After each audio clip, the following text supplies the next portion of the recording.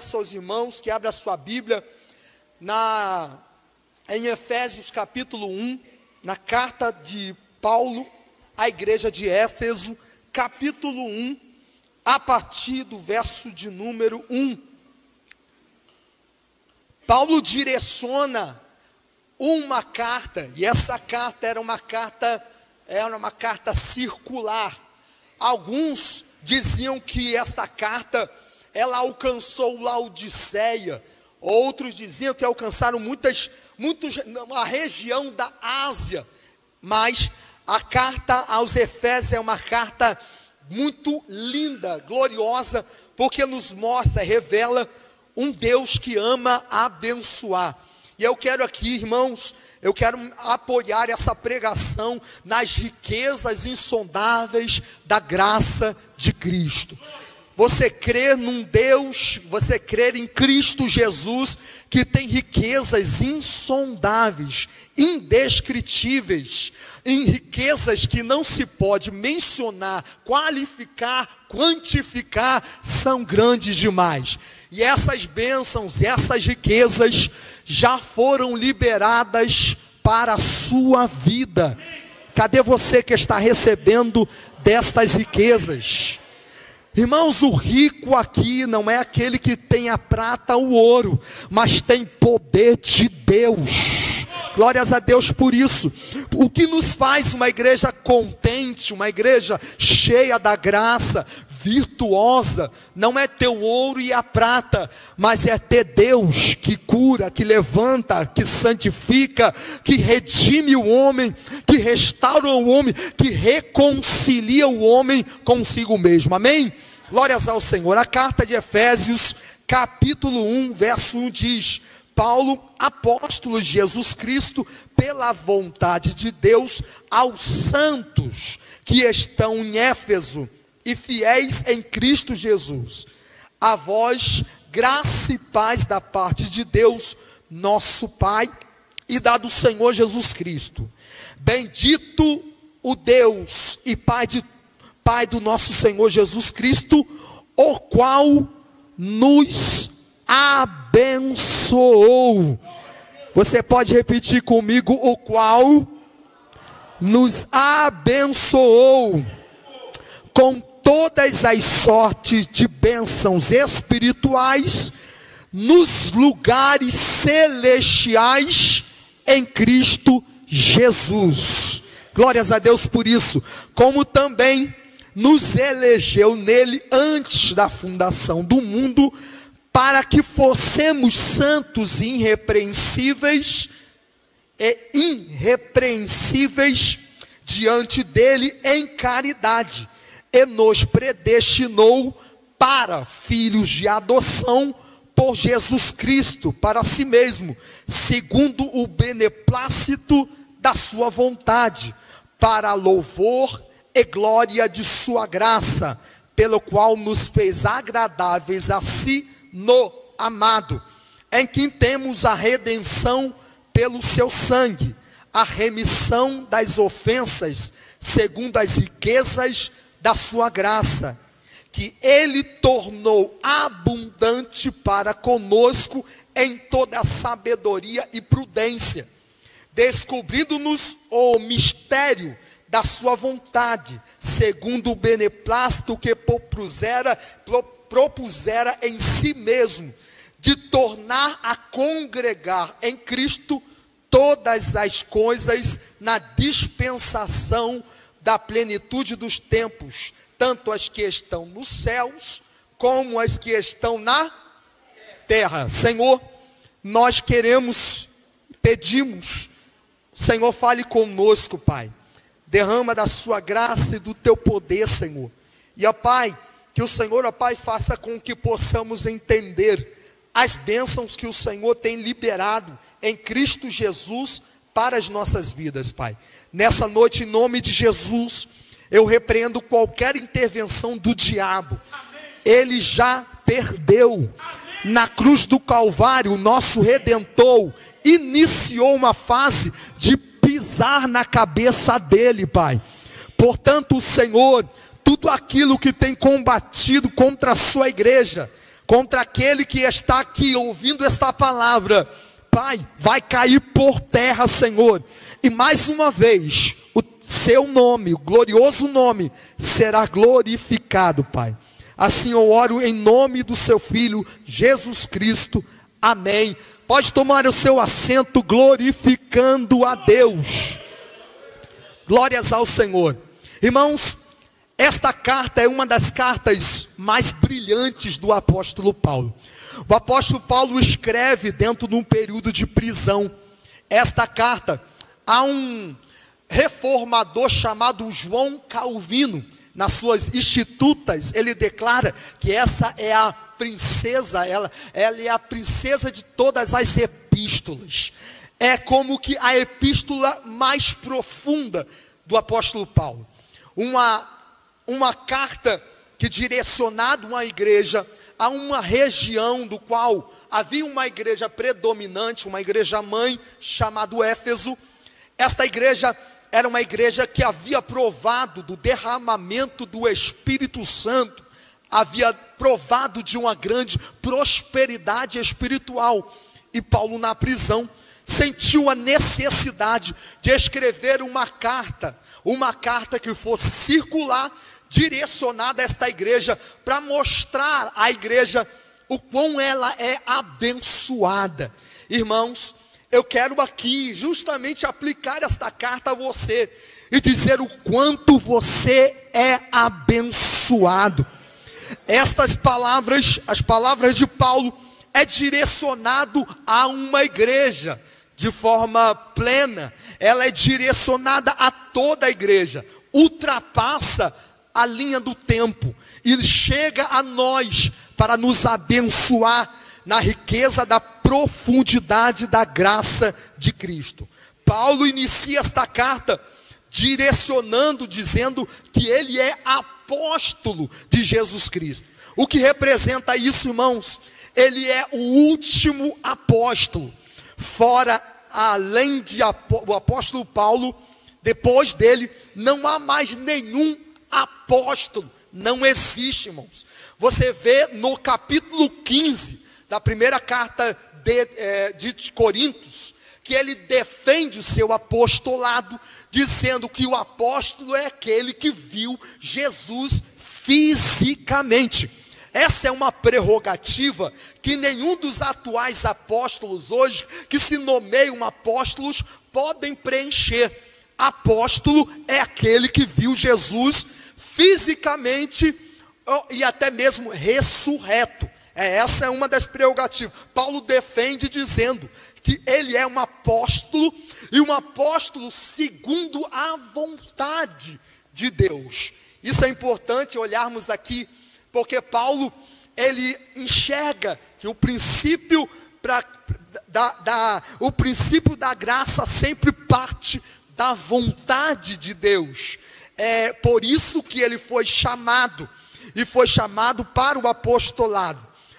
Apóstolo Jesus Cristo, pela vontade de Deus, aos santos. E é importante olharmos aqui, porque Paulo está direcionando uma carta aos santos. Irmãos, talvez você diga, eu não sou santo. Talvez você diga, eu sou falho demais. Mas não é isto que pensa Deus a seu respeito. Quando Deus olha para você, já enxerga alguém santo. Por mais que você tenha dificuldades e esteja passando por momentos de dificuldades, até mesmo relacionados a se manter de pé, mas foi Deus que te comprou e te lavou. O princípio da santidade dentro do cristianismo é separação. Todo que é separado é santo. Por isso eu quero te dizer, não existe um crente que não seja santo. Isso é algo posicional, somos santos. Mas também santidade é algo progressivo. Somos chamados e submetidos a um processo de santificação. E eu costumo dizer que a santificação tem uma irmã mais velha, do qual ainda não fomos apresentados a ela. Quem é? A irmã mais velha da santificação é a glorificação. Nós temos que dar os braços à santidade, até chegar o momento em que seremos apresentados em Cristo à glorificação. O que Paulo diz que isso é a aperfeiçoamento dos santos. Paulo diz: não julgo que eu seja perfeito, mas uma coisa faço, que esquecendo das coisas que para trás ficam, eu prossigo para o prêmio da soberana vocação que há em Cristo Jesus. Quando Paulo diz vocação, está relacionado à ressurreição. E o que traz a ideia de ressurreição? O período da ressurreição dos santos é o total revestimento da glorificação. O que nós estamos vivendo será exterminado e seremos revestidos da glorificação de Cristo Jesus em nós. Assim como Ele é, nós também seremos. E o que isso, irmã, pastor, o que isso representa para a minha vida? Sim, representa para a sua vida prosperidade, esperança, porque hoje você está vivendo um tempo de fraqueza, de cansaço. Pode ser que você esteja vivendo depressões, ou até mesmo doenças físicas, emocionais, mas saiba de uma coisa: tem uma promessa do alto para a sua vida. Chegará um tempo em que aquilo que é imperfeito se revestirá da imortalidade, da perfeição. Glória a Deus. Paulo diz, e é importante olharmos, irmãos, toda a teologia de Paulo, quando ele entra mais profundo, são nos momentos de doxologia, quando ele decide adorar, e adorar justamente trazendo a doutrina. Paulo começa orando ao Senhor, e esta oração é uma intercessão. Irmãos, isso é um relato à igreja de Efésios quanto a unidade que Deus promove na igreja do Senhor, onde esta unidade vai realmente quebrar a desunião. Esta graça remove toda alienação e promove reconciliação. A graça de Cristo promove a paz, e essa paz eficaz, capaz de remover toda a guerra, irmãos. A graça de Cristo suficiente para nos lavar e promover em nós a bênçãos inescrutáveis, bênçãos que são liberadas nas regiões celestiais para as nossas vidas. Por isso Paulo diz: bendito Deus, o Pai, o Deus e Pai do nosso Senhor Jesus Cristo, o qual nos abençoou com toda, irmão, você entendeu? Toda a bênção, todas as bênçãos espirituais nas regiões celestiais em Cristo Jesus. Em Cristo Jesus, toda sorte de bênçãos espirituais já foi delegado, liberada para as nossas vidas. Paulo, ele olha e começa a interceder. O coração dele arde por uma igreja que é fervorosa, e ele intercede, e parece que os autores, eles ficam como o autor, ele vai intercedendo e rogando ao Pai. Os seus ouvintes, os leitores, enxergam que eles se tornam um objeto da intercessão de Paulo, e Paulo começa a desfrutar de um momento de revelação. No meio da oração, ele começa a se humilhar e se voltar à plenitude da graça de Cristo, e essa graça tão infalível, gloriosa, favorável a nós, irmãos. Estamos, e ele revela, estamos unidos em Cristo. O verso 3 diz que ele já nos abençoou com toda sorte de bênçãos espirituais. Mas, irmãos, sozinhos? Não. Aqui está dizendo que nas regiões celestiais nós fomos abençoados nos lugares celestiais em Cristo Jesus. O que isso representa? Nós sabemos que o nosso Redentor ele se elevou, ele foi assunto, a sua ascensão e glorificação está à destra do Pai, nas regiões celestiais. Mas Paulo, ele pega os seus ouvintes e ele praticamente pega todos eles, levam, ou dizendo, vocês estão com Cristo nas regiões celestiais. O que isso representa, irmãos? Representa que a igreja do Senhor, ela está num papel de de crescimento, um movimento ascensional até Cristo, e ele já está vivendo, governando com Cristo nas regiões celestiais. Aplico isso para a sua vida, porque se você é santo, se você é igreja, você tem bênçãos espirituais sobre a sua vida, e você já governa com Cristo nas regiões celestiais. O que isso representa? Governo é poder, governo é autoridade, governo é ter domínio, e há sobre a sua vida um poder delegado para dominar. O que isso representa, cristão? Quando você entra em atmosferas pejorativas, negativas, você é bênção para dominar as situações adversativas da tua vida. Você é bênção, você tem autoridade para dizer ao cão, você é de Cristo. Mas Deus está te chamando antes da fundação do mundo. Eu quero que vocês entendam isso. Vocês são eleitos antes da fundação do mundo para a santificação, para que fossemos santos e irrepreensíveis diante dele em caridade, em amor. Somos eleitos para quê, irmãos? Eleição é a mesma coisa que salvação, irmãos, são sinônimos. Somos salvos para quê, irmãos? O texto diz que somos salvos para sermos santos e irrepreensíveis diante dele em caridade, porque onde existe o amor, irmãos, é liberado naturalmente o perdão. Onde existe o amor, irmãos, há reconciliação.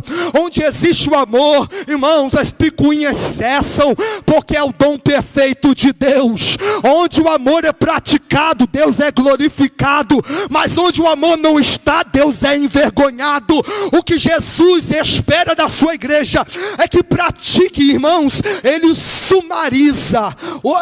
No Antigo Testamento era declarado 613 leis direcionado ao povo escolhido. Agora no Antigo Testamento as pessoas diziam, é decálogo, é 10 leis, é a suma, é o resumo da lei. Jesus diz, olha não, eu vou resumir muito mais, porque o primeiro mandamento é amar o seu Deus de todo o teu coração, de toda a tua alma, de todo o entendimento. E o segundo mandamento, segundo esse, para sumarizar, resumir, sintetizar tudo, o segundo mandamento semelhante é o quê? Amar o seu irmão. Quem ama sustenta, quem ama levanta, quem ama, irmãos, ele não fere, quem ama sara. Você foi chamado por Deus para sarar e reconciliar. Você foi chamado por Deus para ser diferente. Você foi chamado por Deus para ser bênção nessa terra. Você foi chamado por Deus para reluzir. Você foi chamado por Deus para brilhar. Você foi chamado por Deus para dar sabor. Aleluia. Irmãos, imagina, eu já tentei. Irmãos, uma certa feita faltou aquilo que nunca deve se faltar dentro da casa. Na minha faltou o sal.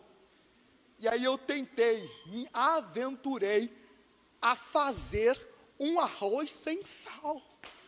No final do processo, no desfecho de tudo, tentei comer, mas o que deu? Ânsia de vômito.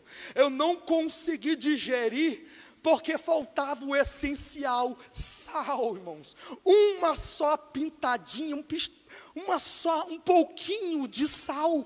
Irmãos, um pouquinho de sal dentro da sua casa é o suficiente para dar sabor e graça. Um pouquinho de sal, e eu estou aqui dizendo a irmãos que é sal. A tua presença ali não é algo aleatório, foi colocado por acaso, não.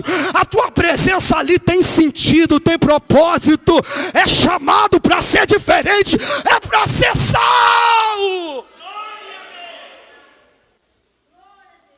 Paulo diz, olha, vocês são chamados para a santificação e para viver na caridade.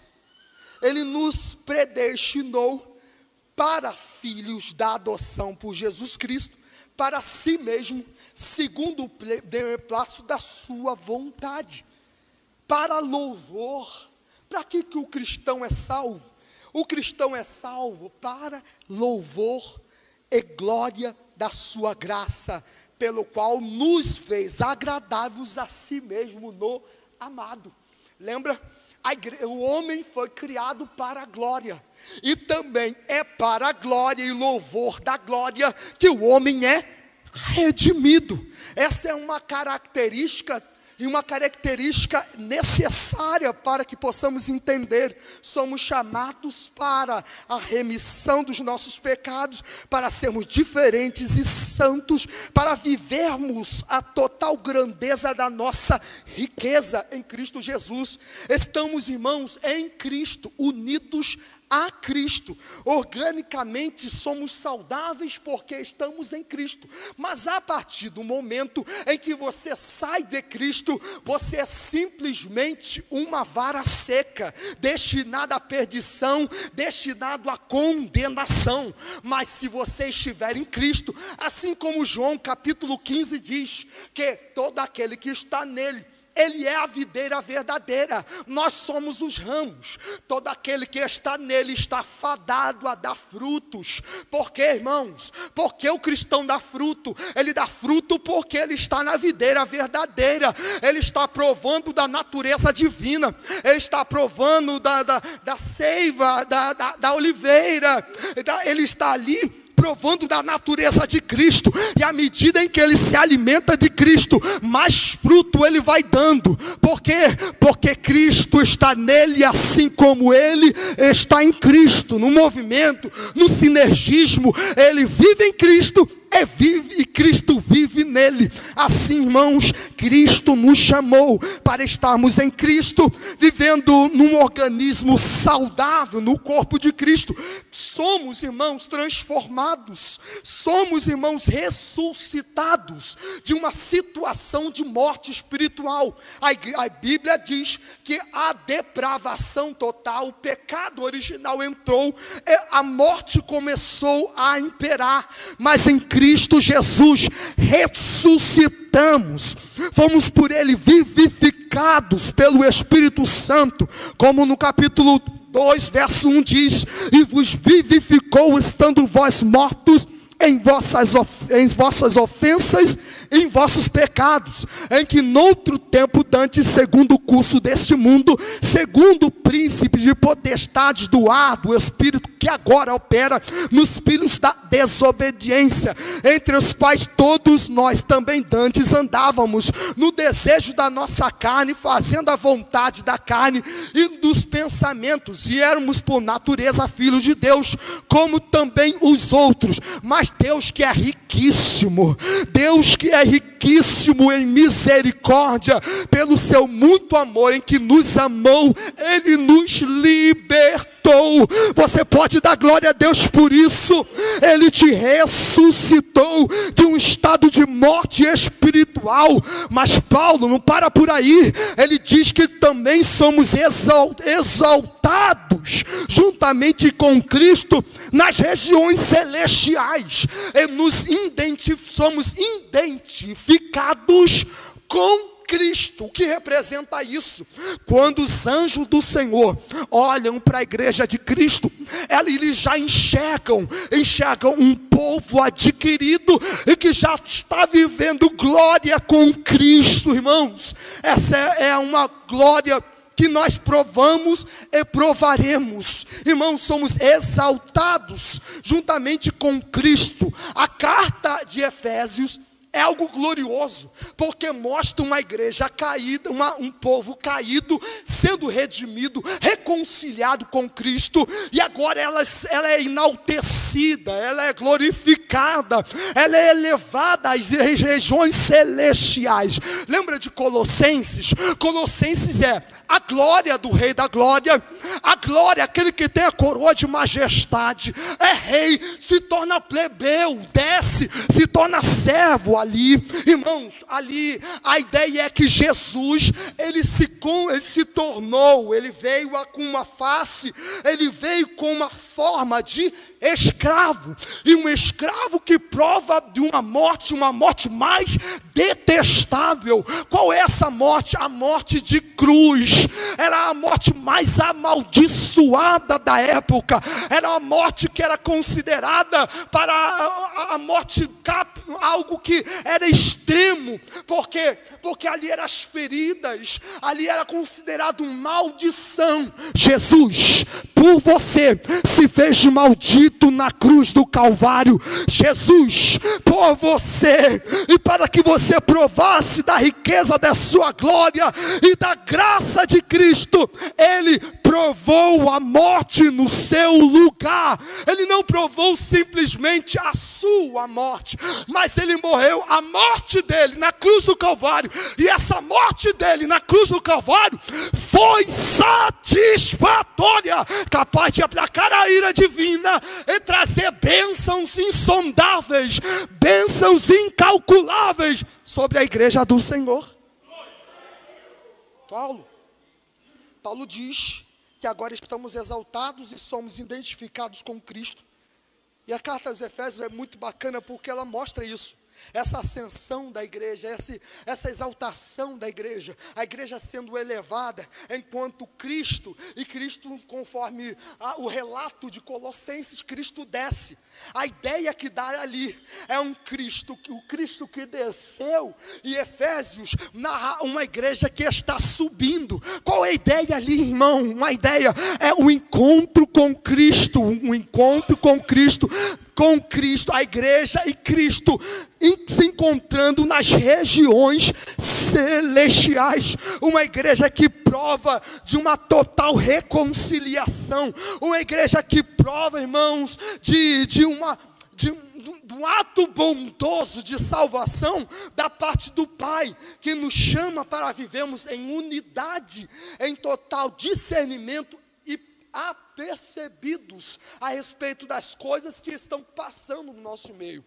Paulo, ele diz que nós não devemos, toda a doutrina de Paulo, toda a forma como Paulo trabalha, é para doutrinar e a fim de constranger, para que tais indivíduos cheguem à conclusão. Porque, irmãos, não basta apenas trazer uma lei e dizer é proibido. Você tem que saber o porquê é proibido. Irmãos, é isso que Paulo diz. Ele pega, é como se fosse espiritualmente, tomasse a igreja pelas mãos e dizia: vou levar vocês ao conhecimento da graça de Cristo. Irmãos, isso é maravilhoso, porque Paulo está aqui direcionando uma igreja, e uma igreja que está vivendo novidade. Veja lá no verso de número 6, diz: para louvor e glória da sua graça, pela qual nos fez agradáveis. Irmãos, aqui um texto. Aqui, irmãos, a palavra agradável é charito. É algo que se torna, que concebeu gratuitamente. Algo que fez com que possamos viver uma novidade, nos tornássemos agradáveis ao Pai. Se antes o cheiro que se exalava de nós era de morte, agora é cheiro de vida. Verso de número 7 diz: em que também a redenção pelo sangue, o sangue, proporciona a remissão das ofensas segundo a riqueza da sua glória. A redenção promovida pelo sangue de Cristo. O que é redimir, irmãos? Redimir é aquela ideia que foi aplicada lá no livro de Ruth, lembra? Quando Ruth foi redimida por Boaz. A ideia ali é que Ruth foi comprada por Boaz. Irmãos, é isso que Jesus faz conosco. Ele nos comprou, e nos comprou com preço imensurável. Ele pagou um preço na cruz do Calvário por você, e você é dele. E você, ao você entender as Escrituras Sagradas, você precisa, irmão, chegar à conclusão que a sua vida sem Deus não é nada. Sem Cristo você é desgraçado. Basta chegar à conclusão que se Deus tirar um pouquinho da sua mão sobre a sua cabeça, tudo aquilo que era miserável volta. Irmãos, nós somos totalmente dependentes de Cristo. Aqui não há lugar para exaltação. Aqui não há lugar para alguém ser louvado. Aqui não há lugar para alguém ser melhor. Aqui tem lugar para as pessoas serem humildes e entender que elas foram alcançadas por Cristo para viver uma vida plena, uma vida santa, uma vida lavada pelo sangue, o sangue carmesim. Irmãos, o texto aqui de redenção, no grego vem dizer assim, apólotros, que significa o quê? Significa uma libertação efetuada pelo pagamento de um resgate. Irmãos, no mundo espiritual, éramos como aqueles que ficavam na praça, onde havia senhores sobre a nossa vida, do qual imperava, e éramos escravos, como que vendidos, éramos como que pessoas no meio da praça sendo vendidas. Vinha um, olhava os dentes, olhava as roupas sujas, olhava e dizia, esse não presta para mim. Vinha outro e dizia, esse não presta porque é miserável. Na praça só existiam leprosos. Na praça espiritual só existia cativos de Satanás, depravados, pornográficos, adúlteros, maldizentes, amaldiçoadores, cães. Na praça só existia essas pessoas. Mas no meio da praça espiritual, Jesus vem caminhando com seus pés ensanguentados, com as suas feridas nas mãos, com manchado com sangue, com um chicote de 7 pontas chamado azorrague, do qual no Gólgota traçava-se e arrancava pedaços dele, fazendo com que o seu sangue vertesse. Na cruz do Calvário, Jesus foi ferido, uma lança o transpassou, saindo água e sangue. Jesus estava provando uma dor imensurável, uma dor do qual ele mesmo transpirava sangue. A agonia na cruz do Calvário. Ele caminha no meio da praça espiritual e olha pessoas detestáveis. Edson, olha irmãos, Jéssica, olha irmãos, olha André, olha Josi, olha irmãos, olha Rebeca, olha irmãos, olha Cris, olha pessoas detestáveis e diz, eu pago, eu redimo, eu compro. Ele comprou a tua vida na cruz do Calvário. Ele te redimiu pelo sangue de Jesus. Toda a sua ofensa, toda a sua dívida foi paga na cruz. Na cruz ele exclama em alta voz para todo mundo espiritual, para os anjos, para o inferno, para os homens: tetelestai, está consumado, eu pago. pagou. Ele pagou o resgate. Ele te redimiu. E todas as suas ofensas são totalmente quitadas. Não são apagadas, são quitadas. Não é uma pessoa que simplesmente apagou, fez uma borracha e apagou. Não custou nada, simplesmente te deu uma carta de alforria. Não. Aqui, a Bíblia diz, revela, um Cristo que pagou. Ele não simplesmente apagou seus pecados. Ele pagou a sua dívida na cruz do Calvário. Ele pagou, de maneira que Paulo elucida dizendo que nenhuma condenação há para aqueles que estão em Cristo Jesus. Não há nenhuma condenação. Os seus pecados por Ele foi lavado, foi pago, irmãos. Ele pagou, custou sangue, custou preço. A vida de quem, irmãos? A vida apenas do Cristo. Cristo não é apenas Cristo, é a vida do próprio Deus encarnado, que doou a sua própria vida na cruz do Calvário, irmãos. Isso era loucura para o grego, e era escândalo para os hebreus. Um Deus que se encarna e entrega a sua vida e morre em resgate. Por quê? Porque lá em Bereshit, lá no começo, quem dá a vida, quem realmente sacrifica, não foi Abraão, não foi Isaac, não foi Jacó. Quem sacrifica realmente foi o Rei da Glória, o Criador, que sacrifica e redime o homem.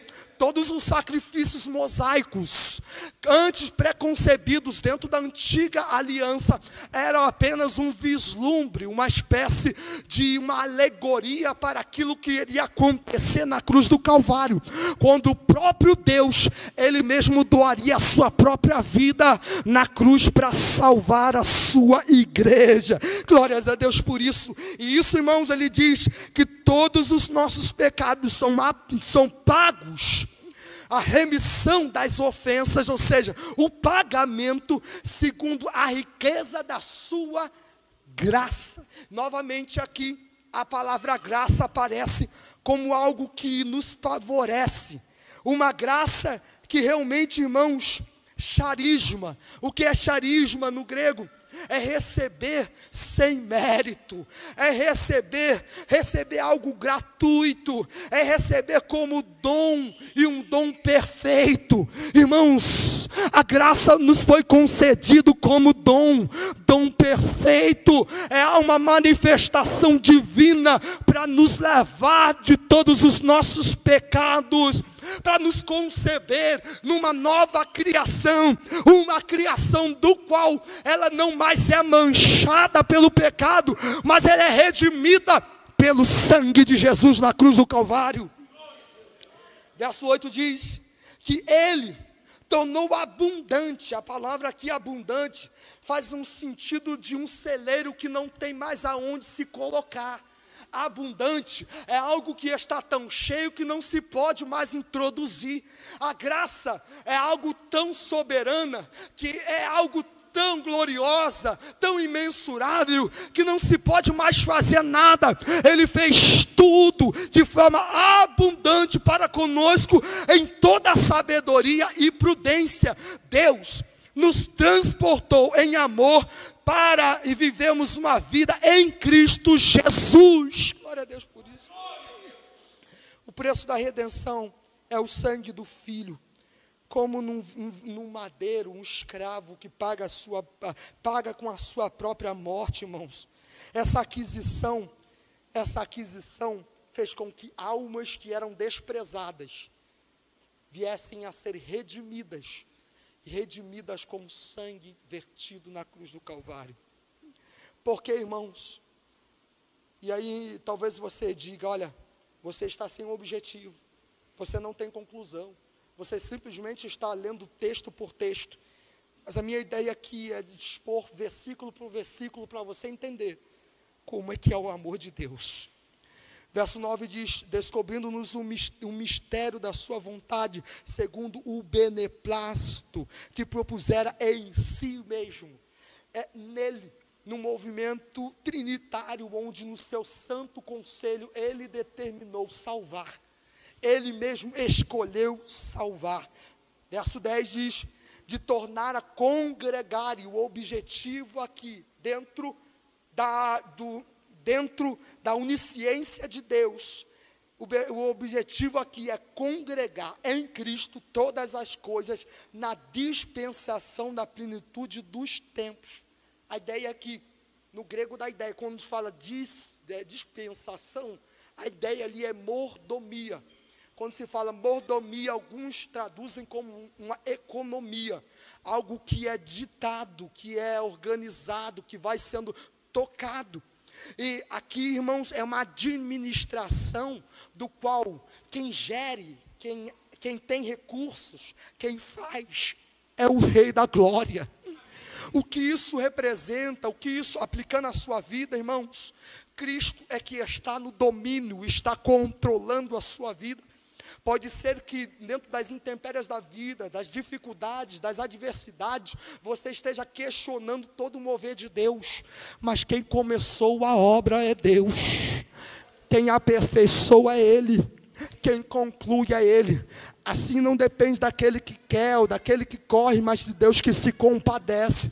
Ele faz, e Ele faz no meio da igreja, para viver esse amor, viver essa intensidade, viver esses dom perfeito. Temos que estarmos inseridos na igreja, para provarmos desta riqueza soberana, para provarmos das bênçãos espirituais, que nos foi liberado nas regiões celestiais, em Cristo Jesus. Precisamos nos tornar igreja. E o que é a igreja, irmãos? Efésios é um dos textos, talvez um dos livros que fala mais sobre eclesiologia, sobre a igreja. E aqui ele dá algumas figuras. Ele fala a respeito de um matrimônio. Igreja é uma mulher, Cristo é um esposo. Ele dá também uma alegoria dizendo a igreja é o corpo, Cristo é a cabeça. E Paulo diz, grande é esse mistério. Não me refiro mais ao ato conjugal, mas Cristo, esse é o mistério. Porque num abrir, num piscar de olhos, essa igreja será arrebatada nas regiões celestiais. Esta igreja que você não vê, mas que Cristo está vendo, porque Ele comprou. Uma igreja que cumpre o projeto, tem propósito, vive a comunhão, vive santidade, vive a renúncia, decidiu negar a si mesmo, abandonar o seu eu, tomar a sua cruz, decidiu abandonar tudo por amor a Cristo e seguir a Jesus, decidiu se moldar dentro dos trâmites, dentro de Cristo, onde Cristo agora, Ele é o cabeça, Ele é o que direciona, Ele é o que dá ordem. Esses que realmente vivem uma vida, não mais para os seus prazeres carnais, não vivem uma vida pensando sempre em Deus. Aqueles que nasceram de novo, irmãos, é algo que aparentemente para muitos é impossível, mas quem nasceu de novo pensa mais em Deus do que até mesmo nele mesmo. Porque chega um momento em que o seu ego, ele é colocado fora de cena. Chega um momento em que o seu orgulho é totalmente despido, você tira e totalmente se reveste de Cristo. Paulo orienta dizendo que nós devemos nos despir das coisas velhas e nos transformarmos, nos revestirmos de coisas novas. Pessoas que carregam trevas, mas é isso aqui, desculpa, diáconos, mas pessoas que estão todas sujas, mas elas decidiram se cobrir, se vestir do sangue de Cristo Jesus. Você não vê, o mundo já não te vê mais, ninguém mais consegue te discernir, mas quem está dentro dessa comunhão é Deus. quem está dentro dessa comunhão contigo é Deus, você está em Cristo.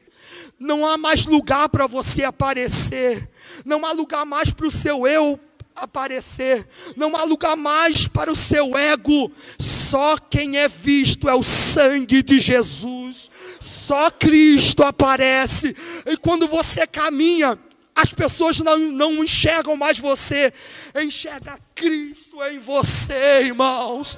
Só Cristo em você, irmãos. Quando isso acontece, as divisões são colocadas de lado. Quando isso acontece, o orgulho é colocado de lado. Quando isso acontece, irmãos, o amor entra em cena e o amor lança fora todo o medo. Quando isso acontece, você começa a desfrutar de tantas bênçãos, bênçãos indescritíveis, bênçãos imensuráveis, bênçãos liberadas nas regiões celestiais. E hoje, irmãos, o que nós estamos vendo, fisicamente, olhando assim de uma forma, porque na verdade a igreja está latente, o que está patente é uma igreja caída, era uma igreja fraca, mas o que está latente, o que está oculto em Deus, é uma igreja poderosa, que reina com Cristo nas regiões celestiais. Quando Cristo voltar, essa igreja que está no oculto aparecerá em glória. E é nesse momento que a confusão acontece. Porque alguns baterão dizendo: eu profetizei. Eu fui ministro de louvor. Alguns naquele dia dirão: olha, eu fui pregador, fui pastor. Alguns dirão: olha, eu operei sinais, coloquei as mãos e as pessoas foram curadas. Mas abertamente, Jesus fala, abertamente, eu direi: apartai-vos de mim, porque eu não vos conheço. Irmãos, não adianta ser conhecido pelos homens, não adianta estar no altar ou em atividade na igreja, não adianta ser o melhor. Irmãos, se você não cumprir o requisito básico, que é viver uma vida profunda, oculta, uma vida em Cristo, uma vida onde os valores de Cristo estão inseridos, e à medida em que vem situações, você é tentado. Sim, você é, porque você é homem, mas você diz não para o pecado, porque você sabe quem te comprou na cruz do Calvário. Se você foi comprado, logo você mesmo não se pertence, logo você é por Deus, irmãos, você é dele, escravo dele, é dele.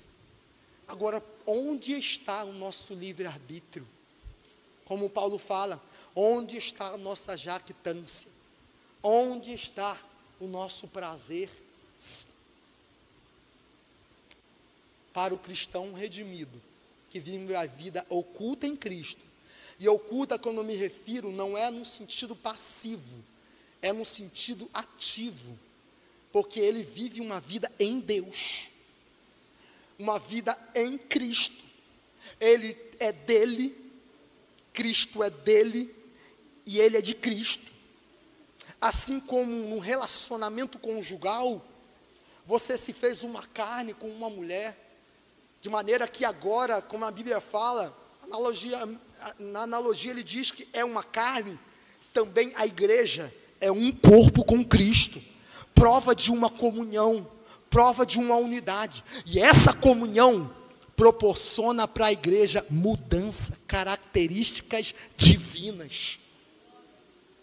A mentira é colocada de lado, a soberba é colocada de lado, a humildade toma conta, porque Cristo foi humilde, ele tem a mente de Cristo, ele se comporta não levianamente, não de qualquer maneira, seus relacionamentos são moldados, porque dentro do relacionamento ele dá testemunho de quem é Cristo, ele fala como Cristo. As pessoas param e dizem, olha, peraí, me dá licença, eu não posso falar isso. Por quê? Porque ele é cristão, ele é crente. Aqui perto dele eu tenho vergonha de falar palavrão. Mas no nosso meio não, tem pessoas que conseguem conviver com a iniquidade. Por quê? Porque o amor de Deus já não está mais nele, nem ele está mais em Deus, mas ele está no mundo. Irmãos, não há meio termo. Até mesmo, como naquele sentido, até mesmo o muro pertence ao diabo. Ou você é da semente da serpente, ou você é pertencente da semente da mulher que é Cristo. Ou você é de Deus, ou você é do diabo. Ou você é luz, ou você é trevas. Como Jesus diz que numa fonte não se pode jorrar dois tipos de águas. Ou ela é cristalina e saudável, ela é apta para ser consumida, ou não é. Agora, água morna, a Bíblia diz, eu estou a ponto de vomitar-te. Água morna misturada com pecado, não desce, Jesus não suporta. Melhor, Jesus mesmo diz, é melhor estar lá do que aqui e negando a si mesmo. Porque a confusão, irmãos, a confusão, Cristo vai voltar, e aquele que pertence a ele será revelado em glória. Seremos, e aqui, irmãos, eu não tenho tempo, já passou, mas seremos como que expostos publicamente, e a obra que nós apresentaremos diante de Deus deverá ser conforme a obra de Cristo, ressurreta. Quando o Pai olhar para você, ressurreto, ou quando você limpo, santo, puro, o que Ele vai olhar é o aspecto de Cristo Jesus. Lembra? Porque o que agrada ao Pai é Cristo. Eis aí o meu Filho amado, em que a minha alma me compraz. É o Filho que agrada, é a graça do Filho que agrada. Você não pode agradar a Deus se não estiver em Cristo. Se a graça de Cristo não estiver em você, se você não estiver em Cristo, e se Cristo não estiver em você. Paulo diz, e aqui, irmãos, é algo tão glorioso. Paulo diz no verso número 3, 12 diz, verso número 17, e quem também vós estáis depois que ouvistes a palavra da verdade, nós estamos, depois que ouvimos a palavra da verdade, o evangelho da vossa salvação. E tendo nele também crido, fostes selados com o Espírito Santo da promessa. Não para por aí. E o qual também é o penhor da nossa herança, para a redenção da possessão de Deus, para louvor da sua glória. Quem fala?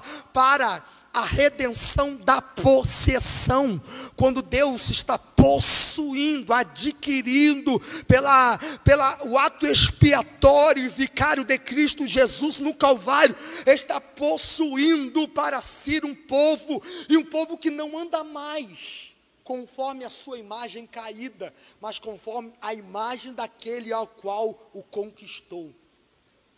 E este que nos conquistou, este que nos comprou, ele também nos selou com o Espírito Santo da promessa. No mundo antigo, assim como a gente viveu isso aqui no Brasil, um escravo tinha uma marca. Irmãos, um escravo tinha uma marca para evidenciar a quem ele pertence, para que as pessoas possam identificá-lo como ele pertence a fulano, ele pertence ao barão Sebastiano, não é isso? Em Cristo, nós temos o selo da promessa, a marca e o penhor da herança, o selo, a marca de Cristo em nós, que evidencia a quem pertencemos. de quem nós somos. Se somos de Cristo, temos a marca de Cristo. E Paulo diz, o que é a marca de Cristo? Paulo diz que a marca de Cristo é a presença do Espírito Santo nele. Como aos Romanos capítulo 8 diz, que aquele que é dele tem o Espírito Santo.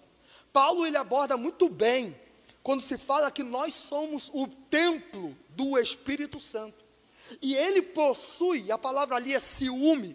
Normalmente a gente tem a ideia de ligar a palavra ciúme como se fosse uma coisa pecaminosa. Nosso português às vezes não nos ajuda. Mas ali ciúme é a ideia de zelo. O Espírito tem zelo por nós, porque somos dele, casa dele, morada dele. Somos pertencentes a ele, para habitação, irmãos. Isso é uma das prerrogativas que mostra que Jesus é o Machia, o Messias, o prometido. Lembra, o Espírito Santo fora prometido no evento em que se manifestaria o Messias. Essa era a promessa verotestamentária. O Messias viria e o Espírito seria derramado sobre toda a carne. Joel capítulo 2, verso 28. Vossos filhos, vossas filhas profetizaram. Isso era uma ideia, a ideia de que quando o Messias viesse, ele derramaria o Espírito eterno. O Espírito era derramado, e derramado de uma forma apenas em 3 classes de pessoas. Lembra, no Antigo Testamento, era os reis, os profetas e os sacerdotes. Somente essas 3 classes de pessoas recebiam o Espírito Santo, e ainda assim, eles não tinham o privilégio de ter o Espírito morando neles. Assim como, lembra a ideia de Sansão? Sansão era um juiz, governante. Sansão, ele era apoderado, o Espírito se apoderava dele para capacitar ele para fazer coisas extraordinárias. Mas você vai ver que imediatamente o Espírito não morava. Quando Cristo veio para romper isso, para fazer com que torrentes de águas vivas descessem do céu e lavasse a igreja e enchesse a igreja e fizesse desta igreja a habitação do Espírito Santo. Quando Jesus veio, o que ele diz à igreja? Ficai em Jerusalém até que do céu sejais revestidos de poder, de dínamos do alto. Quando a igreja permanece, depois de em Pentecostes, 50 dias após a Páscoa, o Espírito Santo desce e veio morar na igreja, veio morar em você, veio tabernacular em você, veio selar como marca da promessa, como selo, penhor, irmãos. Por isso, nós devemos prezar por esse Espírito. O Espírito é a marca de possessão, de que somos dele e ele é nosso. Curva a sua cabeça. Nossa, o horário chegou, irmãos, eu nem vi o horário, nem vi. Senhor, o teu Espírito é a principal marca do cristão. Senhor, e a Bíblia fala que onde está o teu Espírito também há liberdade, Pai. Senhor, só há liberdade, Senhor, se o teu Espírito estiver no nosso meio, Pai. E a Deus, nós te pedimos, ó Pai, derrama do teu Espírito sobre a tua igreja, Deus. É marca de possessão, é marca, Senhor, Pai, é selo da promessa, é o penhor, é o primeiro pagamento de algo que é destinado à igreja, de glorificação, Pai. Por isso, ó Deus, nós te pedimos, derrama desse Espírito, Pai. O Espírito Santo, Deus, o Espírito da promessa, Pai, o Consolador, do qual afirma as Escrituras, que vem para poder testificar a respeito do Filho, apontar a respeito do Filho e mostrar, trazer discernimento à igreja, luz para os nossos caminhos, ó Pai. Senhor, nós te pedimos, ó Pai, derrama, Senhor, desse Espírito sobre nós, e vem nos encher, Senhor. Como diz a tua palavra, que todo aquele que é de Cristo tem o Espírito, no evento da regeneração, no evento da salvação, no evento em que ele é alcançado. Mas também Paulo adverte a igreja dizendo que nós devemos nos tornarmos cheios, cada vez mais cheios. Ali a ideia no gerúndio é que cada vez mais devemos nos encher de Cristo à medida em que caminhamos. E eu te peço, Deus, encha a tua igreja com o teu Espírito. Fortalece a todos, ó Pai, no nome de Jesus Cristo, Pai. Palavra. Domingo vamos voltar, domingo de manhã, domingo à noite, mas convida alguém. Não venha mais sozinho. Você tem muitos amigos, você conhece muitas pessoas. Convida, traz. Amém, igreja? Glória a Deus. Vamos nos levantar para nós irmos para casa. E não esquece, nós temos um desafio. Até o final desse mês, nós precisamos de 6 pessoas que vão fazer parte do ministério das crianças Kids. 6 pessoas que vão trabalhar na obra. Glória a Deus. Outra coisa, irmão Viviane, sai do teu lugar, vem aqui, por favor. Estou todo o tempo aqui e Deus está falando, abraça essa irmã. Não quero mais ver essa irmã sozinha. Quando ela vier no culto, não quero mais ver ela sentada sozinha. Ela é tua agora. Cuida dela, abraça ela. Deus está me tocando muito a respeito da irmã. Isso, cuida dela. Glória a Deus, aleluia. Vamos agradecer ao Senhor. Senhor, muito obrigado por tudo. Leva-nos em paz por nossas casas. Livra-nos de todos os males. E o pior dos males, Senhor, é nós desviamos os nossos caminhos da Tua vontade. Pai, não permita que a gente desvie nem para a direita, nem para a esquerda, nem também olhamos para trás, mas sim que nós olhamos sempre para Cristo, autor e consumador da nossa fé, que andamos de mãos dadas com o Senhor. Senhor, permita que a gente não peque contra Ti, dê-nos força para vivermos uma vida santa, pura, resistir à nossa carne, resistir às tentações, resistir, Senhor, meu Deus, meu Pai, às propostas do diabo. Senhor, ajuda-nos a agradar o Teu coração, andando conforme a Tua palavra. Obrigado pela vida do pastor Léo, da sua casa, da sua família, pelo empenho no ensino da Tua palavra, por ter liberado a Tua palavra. Ajuda-nos a colocar em prática, em nome do Senhor Jesus. Que o Senhor Deus te abençoe e te guarde. Que o Senhor Deus resplandeça sobre ti a luz do seu rosto e que Ele tenha misericórdia de ti. Que o Senhor Deus sobre ti levante o seu rosto e que Ele te dê a sua paz, e aquele que crê diga amém. Abraça no mínimo 5 pessoas e vai para casa. 5 pessoas, tá? Se você for embora sem abraçar 5 pessoas desconhecidas, tu está em pecado. Deus te abençoe. Tu também tem que sair.